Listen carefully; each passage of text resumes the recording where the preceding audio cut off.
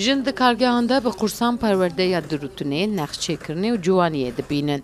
Kursên pişeyî yên daîreya polîtikayên jinan a Şaradariya Navçeya Peyaseya Amedê ji bo jinan li bazara keda jinan de kargehek vekiriye û beşdariyên girîng di jiyana jinan de dide. Şaradariya Navçeya Peyasê hewl dide da ku keda jinan xuya bike, wan ji hêla civakî û aborî ve bihêz bike û hevgirtina jinan pêş bixe. Sê mehek van kursê me nivir, pazde pîrek tê, her sê meha car de vana dukarînin. Du sud û pêncî pîrek ana sîrê de benda vê kursê de ne.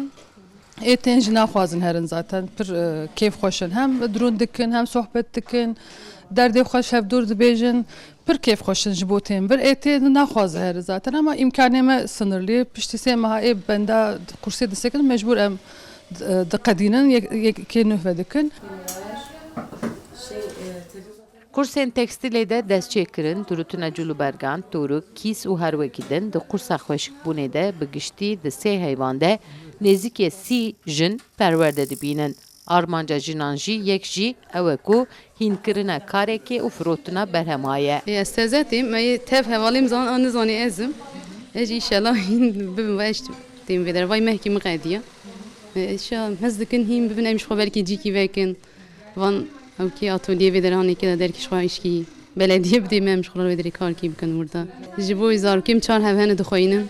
Bi hevkî tenê jî geçim çê navê. Maaşkî tenê kirayî û mesrefê vê zarokayî dernakevî. Ez jî dixwazim destek bim ama çavakî çê vê nizanim. Ji bo ji xwe tim îhtiyacê xwe jî gêdermiş dikim. Ji xwe dielîmim ava jî öğretîmê dikim. Cezmê jî geda çê dikim. Ondan sonra yani dikişê dielîmin. Na wala bo firotanê ama ji bo malê ji xwe matême dikim. Jinên ku di kargehan de xwe fêrî kara dikin, dûvre ew hilbêrnên xwe berhemên xwe li van büfeyan difroşin û debara mala xwe dikin. Sevda Kaplan, Kurdistan TV, Amed.